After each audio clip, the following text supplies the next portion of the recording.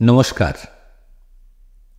আজকের গল্পটি নেওয়া হয়েছে শ্রী ননীমাধব চৌধুরী সম্পাদিত চ্যাটার্জি পাবলিশার্স থেকে প্রকাশিত শতাব্দীর সেরা ভূতের গল্প বইটি থেকে। গল্পটির লেখক প্রখ্যাত সাহিত্যিক শ্রী নেহারঞ্জন গুপ্তকে শ্রদ্ধা জানিয়ে শুরু করছে আজকের গল্প আকস্মিক। কথা হচ্ছিল আমাদের এক বন্ধু বিভূতিকে নিয়েই। প্রায় 10-12 দিন আমাদের আড্ডায় সে অনুপস্থিত, কোনো খবর পর্যন্ত নেই। অথচ দলের মধ্যে সেই সবচেয়ে বেশি আড্ডাবাজ। রোজকার মতন সেদিনও আমরা আমাদের ক্লাব ঘরে এসে সন্ধ্যাবেলায় জমায়েত হয়েছি। কিন্তু কখন যে আকাশ ভেঙে মুষলধারায় বৃষ্টি নেমেছে টেরও পায়নি। খেয়াল হলো রাত 9:30 নাগাদ বাড়ি ফেরবার সময়।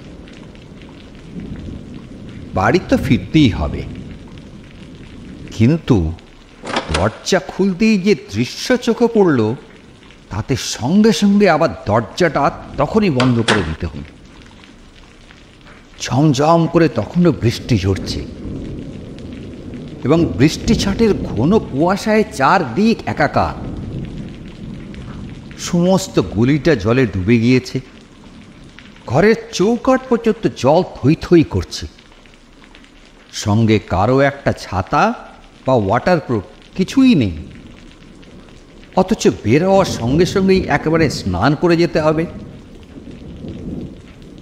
তাই সকলে আবার জাঁকিয়ে বসলাম। মহিন বললে, পেরোনোই যখন যাবে না তখন একটা ভূতের গল্পই শোনা যাক। সরোজ, বলো একটা জমাটি ভূতের গল্প। আমাদের মধ্যে বন্ধু সরোজই সাহিত্যিক। শুধু সে সাহিত্যিকই নয়, চমৎকার গল্প বলবারও তার একটা ক্ষমতা আছে। কিন্তু মহিনের প্রস্তাবে বাধা দিলে দিব্যেন্দু বললে, না, আজ বরঞ্চ শচীনের নতুন কোনো ম্যাজিক দেখা যাক। আমি প্রস্তাবে এবার সায় দিলাম। হ্যাঁ, সেই ভালো। শচীন, শুরু করো। আমাদের দলের মধ্যে শচীন অ্যামেচার ম্যাজিশিয়ান না হলেও ম্যাজিকে সত্যিই তার বাহাদুরি ছিল। আশ্চর্য রকমের ম্যাজিক এক এক সময় আমাদের দেখিয়ে সে কতদিন তাক লাগিয়ে দিয়েছে। ঘরের এক কোণে একটা চেয়ারে বসে শচীন আপন মনে সিগারেট টানছিল।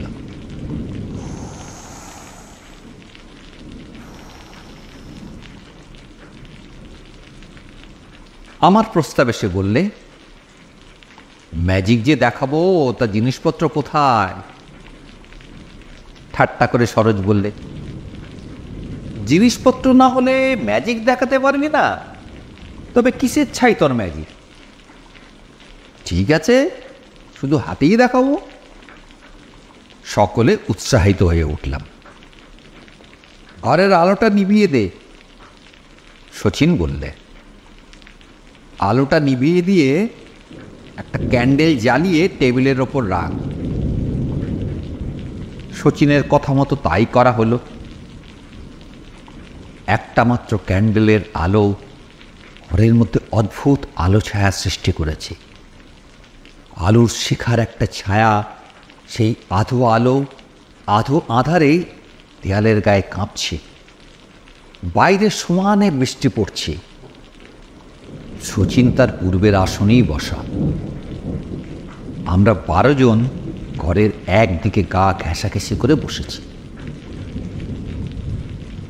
কিরে, কই, শুরু কর তোর ম্যাজিক, সরোজ বললে। চুপ কর, কথা বলিস না, ভারী গলায় বললে শচীন। তারপর সবাই চুপচাপ। 1 মিনিট, 2 মিনিট, প্রায় 15 মিনিট কেটে গেল। সবাই অধৈর্য হয়ে উঠেছে। এমন সময় সরোজ আবার প্রশ্ন করলে, কিরে সচে, ঘুমলে নাকি বাবা? চুপ, দরজাটা খুলে দে, কে এসেছে দেখ। শচীন বললে। সত্যি জলের মধ্যে একটা ছপ ছপ শব্দ সকলেই আমরা শুনতে পেলাম। শব্দটা ক্রমে এগিয়ে এসে বন্ধ দরজার কাছেই থামল। তারপর দরজার গায়ে শব্দ উঠল, কে? আবার শব্দ। আমি উঠে গিয়ে দরজাটা খুললাম। সঙ্গে সঙ্গে একবার বিদ্যুৎ চমকালো। সেই ক্ষণিক আলোর দীপ্তিতে দেখলাম কে যেন একজন ঠিক দোরগোড়াতেই নিঃশব্দে দাঁড়িয়ে আছে, একটা অস্পষ্ট ছায়ার মতন। কে? কিন্তু আগন্তুক আমার প্রশ্নের কোনো সাড়া দিল না। খানিকটা জমাট কুয়াশার মতোই যেন পাশ কাটিয়ে ঘরে গিয়ে ঢুকতেই আমি দরজাটা যেমন বন্ধ করেছি, সঙ্গে সঙ্গে দমকা হাওয়ায় ঘরের একটিমাত্র ক্যান্ডেলের আলোটি নির্বাপিত হল। মুহূর্তে নিশ্ছিদ্র অন্ধকার চারিদিক গ্রাস করল। এবারে শচীন প্রশ্ন করল, তুমি কে? আমি বিভূতি।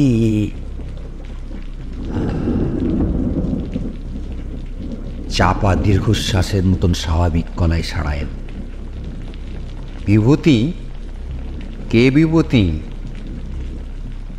বিভূতি চক্রবর্তী। হাত বাড়িয়ে দরজাটার ঠিক কাছেই দেওয়ালে আলোর সুইচটা টিপলাম। খট করে একটা শব্দ হলো মাত্র, কিন্তু ঘরের আলো জ্বলল না। আর ঠিক সেই মুহূর্তে মনে হলো কে যেন ঠিক আমার পাশেই দাঁড়িয়ে একটা দীর্ঘ নিঃশ্বাস ছাড়ল।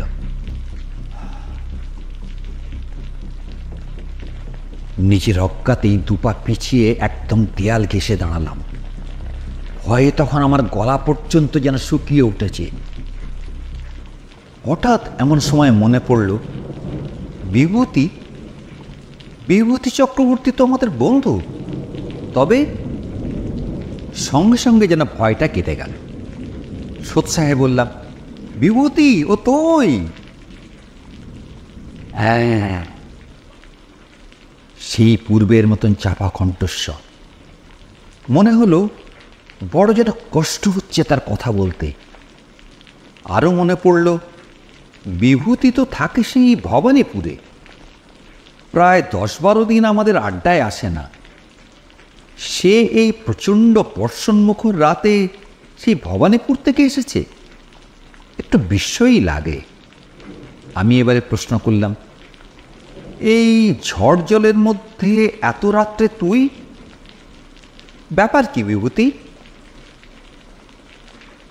বিভূতি আমার প্রশ্নের কোনো জবাব না দিয়ে শচীনকে সম্বোধন করে বললে, শচীন, আমাকে তুই ডাকছিলি কেন? প্রশ্ন করল এবার সরোজ। এই জলের মধ্যে তুই এলি কি করে রে বিভু? জল? হ্যাঁ, বাইরে তো ভীষণ বৃষ্টি। তা হবে? এই তা হবে কি রে? চারিদিকে জল থই থই করছে না? আগেই বুঝি বের হয়েছিলি? বললে সরোজ। না তো, শচীন ডাকার সঙ্গে সঙ্গেই তো এলাম। ভেজে গেছিস তো একেবারে? না। বলে কি বিভূতি? ওর মাথা খারাপ হয়ে গেছে নাকি?